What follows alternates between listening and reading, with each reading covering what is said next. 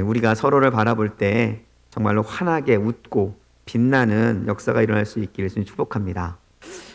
제가 길을 가다가 보면 이분은 어떤 일을 하는 분이겠다 이렇게 느껴지는 때가 있습니다. 그런데 그 느껴지는 것이 다른 것 때문에 느껴지는 것이 아니라 바로 얼굴의 표정을 통해서 많이 이렇게 느껴지는 어떠한 그런 느낌들이 있더라고요. 근데 그 중에서 특별히 무속의 일을 하시는 분들을 보면 이렇게 좀 이게 많이 이렇게 좀 느껴지는 것들이 있었습니다. 왠지 무섭고 그리고 좀 딱딱하고 좀 날카로운 그런 모습들이 많이 있더라고요. 여러분의 모습은 어떻습니까? 누군가가 여러분을 봤을 때 여러분을 통해서 그리스도 예수의 모습을 발견하게 되는지, 아니면 그리스도 예수가 아닌 다른 무엇인가를 발견하게 되는 얼굴인지, 여러분 한번 여러분의 얼굴을 이렇게 살펴볼 수 있기를 예수님이 축복합니다. 그리고 간절히 축복하기는 여러분의 얼굴을 통해서 예수님이 드러날 수 있기를 다시 한번 간절히 원합니다. 저도 그렇게 되기를 원하고요. 우리 옆에 있는 모든 분들이 그렇게 되기를 정말 소원합니다. 저희가 지금 사도행전을 계속 나누고 있습니다. 그리고 오늘은 사도행전 이제 마지막 부분을 나누게 되는데요. 제가 지속적으로 반복하여서 말씀드리는 핵심 구절, 사도행전을 이끌어가는 핵심 구절이 있습니다 라고 말씀드리고 있습니다. 몇 장 몇 절이죠? 1장 8절 말씀입니다. 다시 한번 우리 암송하겠습니다. 시작. 오직 성령이 너희에게 임하시면 너희가 권능을 받고 예루살렘과 온 유대와 사마리아와 땅끝까지 이르러 내 증인이 되리라 하시니라. 아멘. 사도행전은 이 사도행전 1장 8절의 말씀의 흐름을 따라서 진행되어지고 있습니다. 십자가의 복음이 예루살렘으로부터 시작돼서 땅끝으로 이루어져 퍼져가는 과정을 우리에게 지금 보여주고 있는 것이죠. 이 과정 중에서 베드로 굉장히 중요한 역할을 했죠. 그리고 사도 바울 정말 너무 위대한 역할을 했습니다. 그러나 우리가 분명히 알아야 될 한 가지가 있는데요. 그것은 바로 사도행전 1장 8절 첫 부분에 나오는 것처럼 오직 성령이 너희에게 임하시면 이라고 말씀하시는 이 가장 최초의 조건이 그 안에 담겨져 있었다라는 것입니다. 즉 성령님께서 모든 일을 계획하셨고, 성령님께서 모든 일을 진행하셨고, 그리고 성령님께서 모든 일을 완성하셨다라는 사실을 저희가 기억해야 된다는 것입니다. 저희가 사도행전을 읽을 때 조금 잘못 읽으면 사도행전에 나왔던 사도들의 위대한 일들을 바라볼 수 있습니다. 사도가 베드로가 했던 기적과 역사, 그리고 그들이 했던 헌신, 그리고 그들을 통해서 일어났던 수없이 많은 기적과 많은 교회들이, 많은 믿음의 사람들이 생겨나는 모습들을 우리가 인상 깊게 바라볼 수 있습니다. 하지만 사도행전은 그런 것들을 우리에게 보여주는 책이기도 하지만 그 근본에, 그 배후에서 역사하시는 성령님의 일을 우리에게 보여주는 것이 첫 번째 목적이라는 것입니다. 그래서 우리가 하는 모든 일들 가운데에는 성령님이 배제되고는 그 어떤 것도 의미를 가질 수 없습니다. 우리가 예배할 때에 이 예배가 진정한 예배가 되기 위해서는 이곳에 성령님이 임재하셔야 되는 것이죠. 그래야지 이 예배가 하나님이 받으시는 예배가 될 수 있는 것입니다.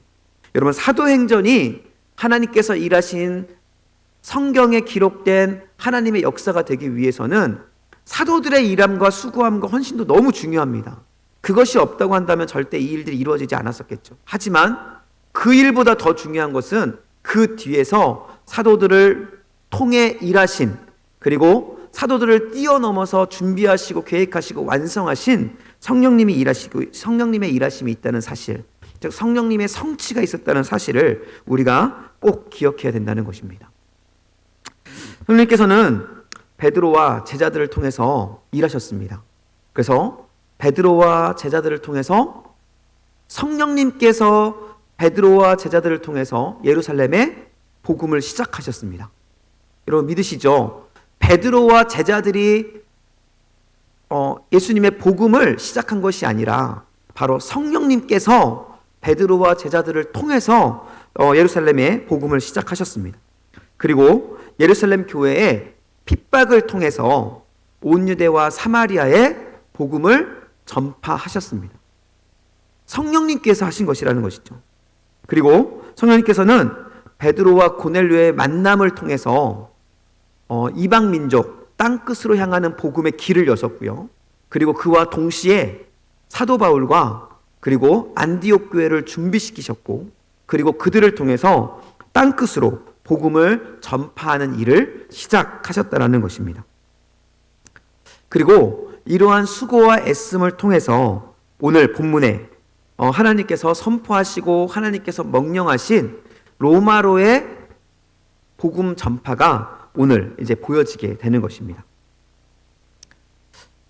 성령님께서 이루신, 그리고 성령님께서 계획하신 사도행전 1장 8절의 말씀이 예루살렘으로부터 시작하여 온 유대와 사마리아, 온 유대와 사마리아, 그리고 땅끝인 오늘의 본문 로마에 이르기까지 이어지는 역사를 우리에게 보여주면서 성령님이 일하신 것을 우리에게 지금 보여주고 있다는 것이죠.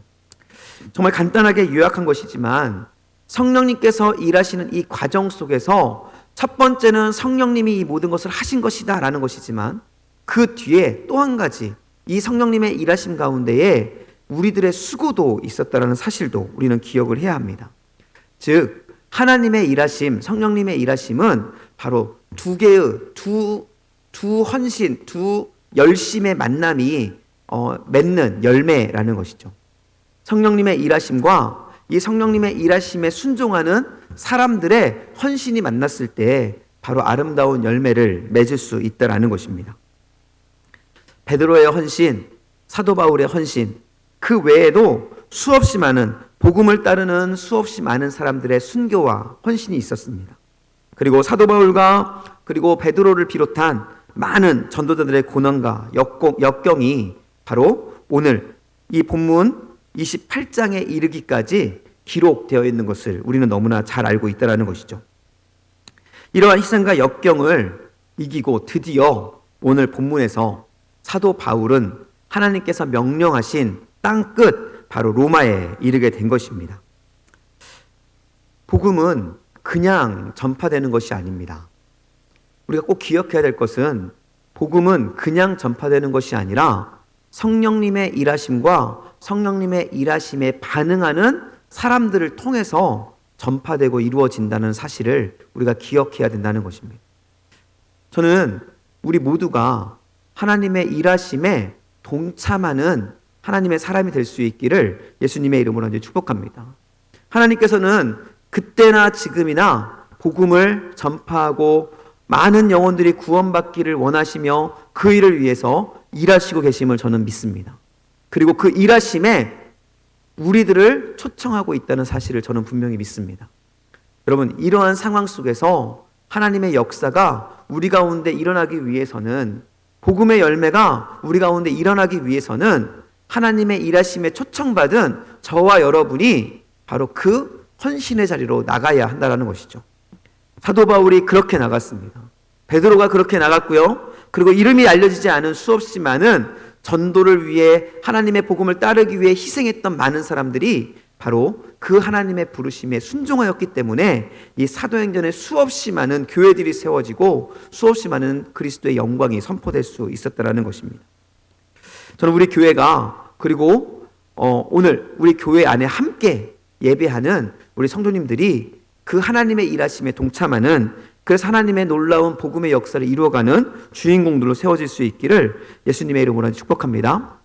이렇게 힘들게 사도 바울이 로마에 도착했습니다. 이렇게 힘들게 로마에 도착했을 때 사도 바울이 원했던 것은 무엇일까요?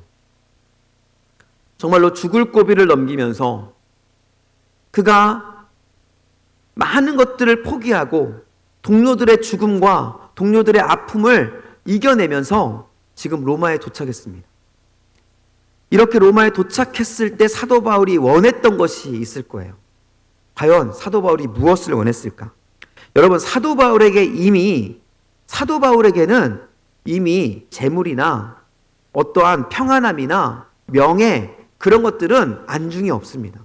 왜냐하면 사도 바울은 이미 모든 죽을 고비를 넘기면서 예수 그리스도의 복음을 위해 그의 목숨을 내놓은 사람이었기 때문에 그렇습니다. 이런 사도 바울이 하나님께서 명령하신 땅끝 로마에 도착했을 때 사도 바울은 무엇을 원했겠습니까? 사도 바울이 원했던 건 딱 한 가지겠죠. 바로 자신을 통해서 하나님의 일이, 하나님의 복음이 이 로마 가운데 선포되고 전파되는 것을 목격하는 것입니다.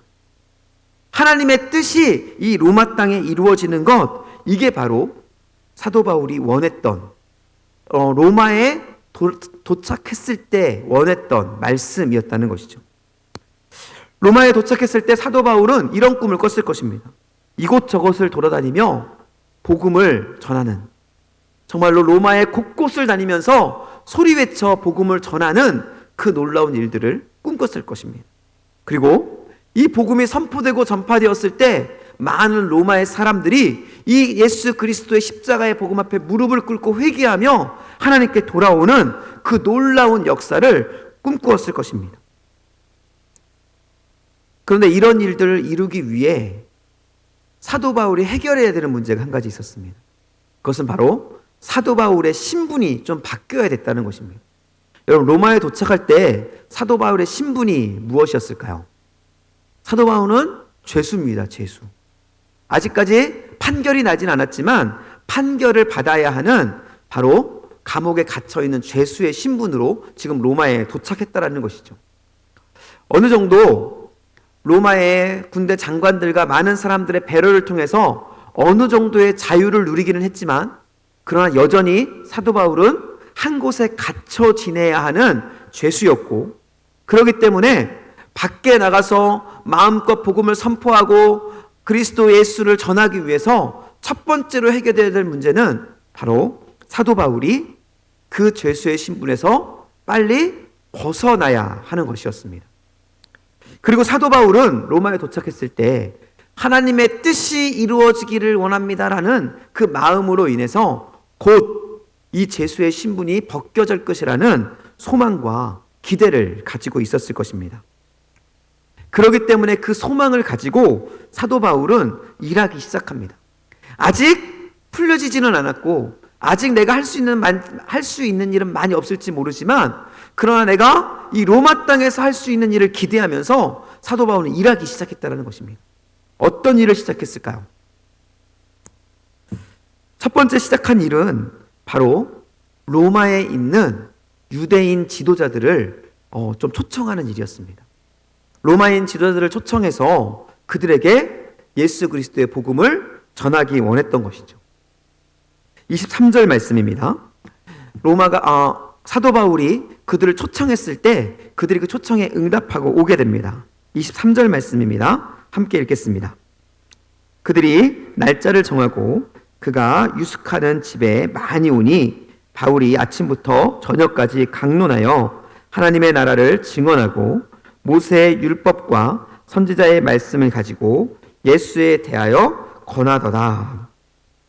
사도 바울은 그 기대를 가지고 이제 하나님께서 일하실 거야, 이 로마 땅에 놀라운 역사를 이루실 거야 라는 기대를 가지고 본인이 할 수 있는 첫 번째 일을 시작합니다. 바로 유대인 지도자들을 초청한 것이었죠. 그리고 유대인의 지도자를 초청해서 그들에게 하나님의 나라를 전합니다. 하나님의 나라, 즉 이 땅에 이루어진 천국, 바로 예수 그리스도 십자가의 복음을 전하기 시작한 것입니다. 사도 바울은 예수 그리스도께서 그들이 기다리고 있는 메시아라는 사실을 설득시키기 위해서 그들의 생명보다 소중하게 여기는 구약 성경의 여러 구절들을 그들에게 제시하며 확증하기 시작합니다. 본문에서 보면, 읽었던 이 3절에 보면 아침부터 저녁까지 강론하였다라는 말이 나옵니다. 여러분, 예수 그리스도를 전하기 위해서 그들에게 아침부터 저녁까지 강론하였다고 이야기를 합니다. 사도 바울이 초청한 유대인 지도자들에게 예수 그리스도께서 바로 메시아이고 그를 믿는 것이 바로 구원이라는 사실을 전하기 위해서 얼마나 많은 노력을 했는지를 보여주는 장면이죠.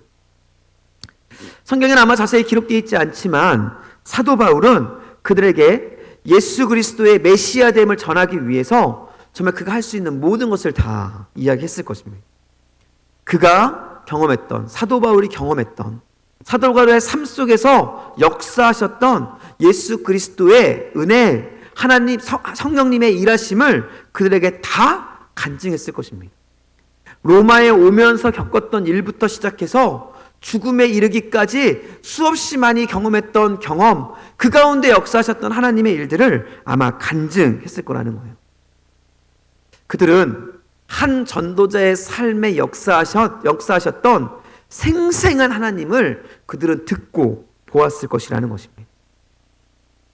그러나 안타까운 것은 이렇게 생생한 사도 바울의 간증과 그들이 믿는, 그들의 생명처럼 여기는 바로 성경에 나온, 모세의 율법에 나온 예수 그리스도에 대해 전했음에도 불구하고 초청받았던 유대인 지도자들은 복음을 받아들이는데 주저했습니다.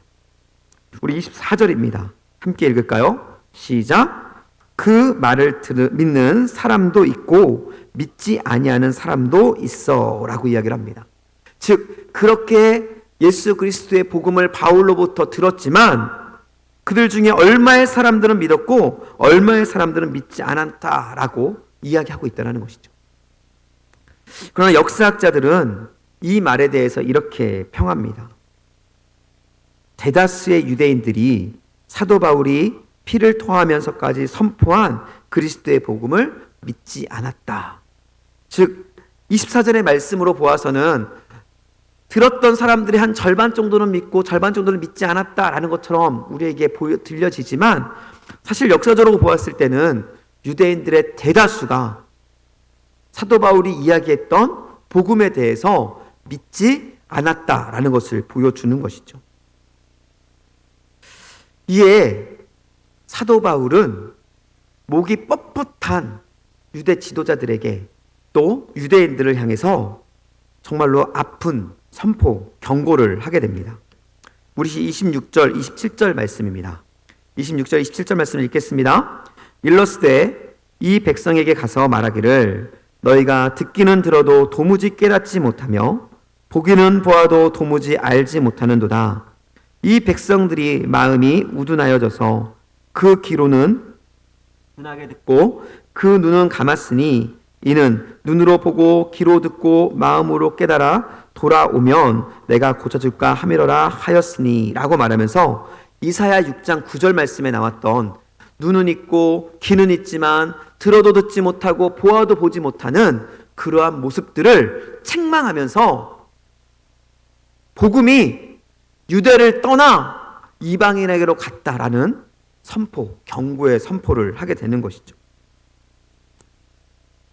여러분 28절에 사도 바울의 경고의 선포를 할 때 사도 바울의 마음이 어땠을까라는 것을 좀 생각해 봤습니다. 여러분 사도 바울은 이방인의 선지자입니다.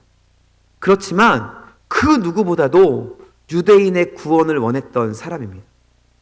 그런데 그 유대인의 구원을 원했고 로마 땅에서 이제는 하나님의 놀라운 역사심이 일어날 것이다라는 기대감 가운데 이 로마 땅에 있는 유대 지도자들이 하나님의 말씀을 들었을 때 변화될 것이라는 기대감으로 그들에게 하나님의 말씀을 선포했는데 그들이 듣지 않아서 그 앞에 복음의 구원의 역사가 구원의 복음이 유대를 떠나 이방인으로 갈 것이다라고 선포하는 그 선포를 전해야 되는 바로 사도 바울의 마음, 아마 그 마음은 너무나 가슴이 아팠다라는 것이죠.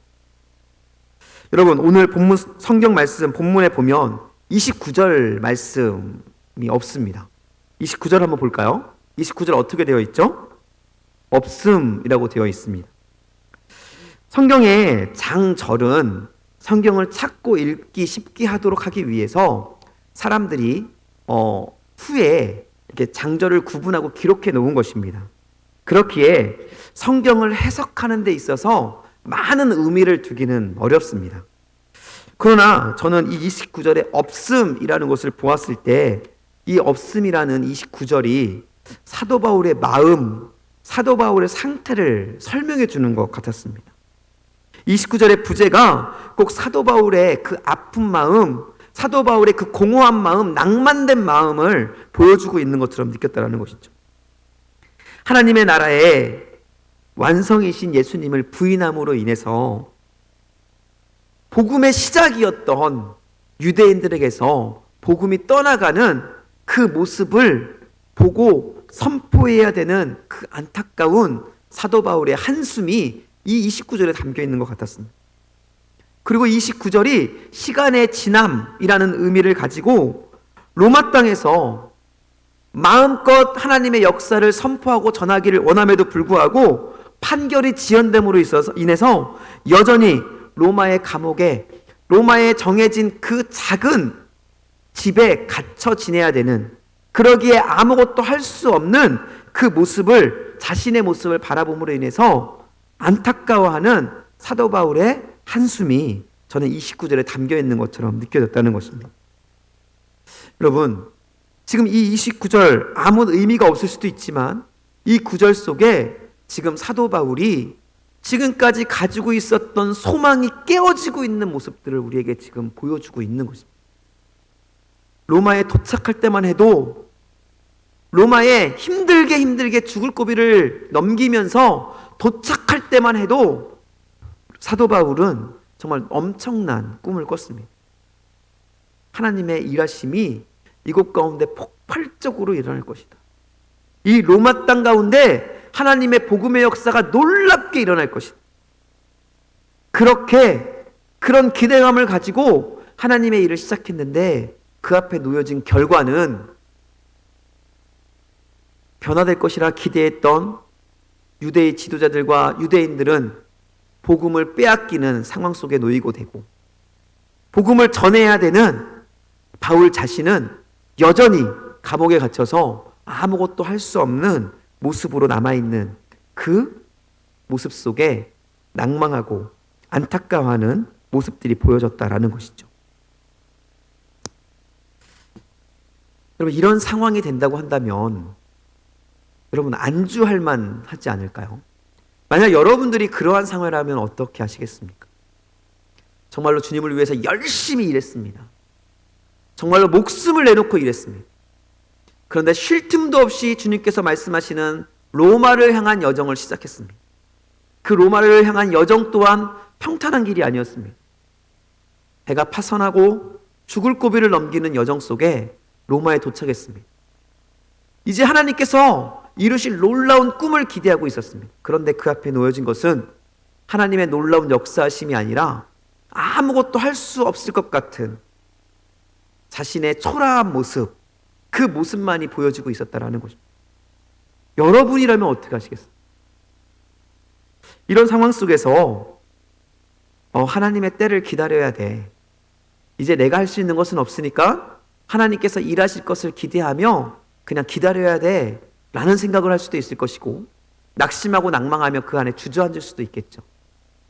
많은 사람들이 하나님의 역사를 끝까지 이루어가지 못하고 바로 이렇게 주저앉는 경우가 너무나 많이 있었다는 것입니다. 그리고 저 역시도 하나님의 일을 감당하면서 이러한 모습을 보일 때가 너무나 많이 있었습니다. 여러분은 어떠십니까? 혹시 여러분들도, 여러분 중에도 주님의 일에 주님이 우리에게 주셨던 그 꿈과 주님이 주셨던 그 비전을 내 마음속 가슴에 품고 열심히 일하다가 열매가 맺어지지 아니하고 아무것도 보이지 않는 낭만된 상황 속에 오늘 이 사도 바울처럼 주저앉아 있는 영혼이 있습니까? 여러분, 전 여러분에게 오늘 이 사도 바울의 모습을 통해 다시 한번 일어날 수 있는 힘이 여러분에게 임할 수 있기를 예수님을 축복합니다. 오늘 보면 이러한 상황 속에서 사도 바울은 놀라운 일을 합니다. 포기하지 않고 여전히 복음을 전하는 것입니다. 우리 30절 말씀입니다.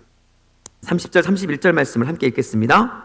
바울이 온 이태를 자기 집에 머물면서 자기에게 오는 사람을 다 영접하고 하나님의 나라를 전파하며 주 예수 그리스도에 관해 모든 것을 담대하게 거침없이 가르치더라. 본인이 나갈 수 없는 상황, 그래서 좌절할 수 있었지만 이 사도 바울은 본인에게 찾아오는 사람들이 있을 때마다 찾아오는 모든 사람들에게 그들을 영접하고 그들에게 복음을 전하기 시작했다는 것입니다. 여러분, 누가 찾아왔을까요? 이곳에 찾아온 사람은 아마 어려운 사람이었을 것입니다. 이곳에 찾아오는 사람은 아마 무엇인가 부족하고 때로는 무엇인가 도움을 얻기 위해서 문제가 있는 사람들, 그런 사람들이 찾아왔겠죠. 때로는 로마의 지도자가 찾아왔을 수도 있습니다. 하지만 이곳에 찾아온 사람들 중에는 아마 유대인은 없었을지 모르겠습니다. 하지만 누가 찾아오더라도, 어떠한 사람이 찾아오더라도 사도 바울은 그들을 어떻게 했다고요? 다 영접했다고 이야기를 합니다. 선택해서 영접한 것이 아니라, 나에게 유익이 있고 될성 싶은 사람을 영접한 것이 아니라 누가 오더라도 다 그들을 영접했다라고 이야기를 합니다. 그러면서 그들에게 하나님의 나라를 전파하는데 어떻게 전파했냐면요, 그리스도에 관한 것을 담대하게 거침없이 전파했다고 이야기를 하고 있습니다. 복음을 전할 때 오히려 더 열정적으로 내가 죽으면 죽으려는 마음으로 바로 사도 바울이 복음을 전하는 모습을 지금 보여주고 있었다라는 것입니다. 여기서 우리가 주의 깊게 봐야 될 것은 바로 그들에게 담대하게 그들을 영접했다, 그들에게 담대하고 거침없이 가르쳤다라는 것이 현재 완료로 쓰여지고 있다는 것이, 그것은 바로 지금까지도 그래 왔지만 앞으로도 그럴 것이다 라는 의미를 가지고 있습니다. 사도 바울은 지금까지도 그 감옥에 갇힌 뒤로부터 지금까지도 이 글이 쓰여지는 때까지도 모든 사람을 다 영접했지만 앞으로도 그럴 것이다 라는 말을 이것에 보여주고 있었다는 것이죠. 그리고 나서 사도행전이 끝납니다. 여러분, 사도행전이 이렇게 끝나는 게 조금 생뚱맞지 않으신가요? 이렇게 끝나는 사도행전을 보면서 우리는 뒤에 많은 의문을 가질 수 있습니다. 사도 바울은 어떻게 되었을까요? 그리고 이 본문의 중간에 사라졌던 제자들은 어떻게 되었을까요? 사도 바울은 로마에 복음을 전할 수 있었을까요? 사도 바울을 인도했던, 사도 바울에게 생명을 빚졌던 이 로마의 병정들은 어떻게 됐을까요?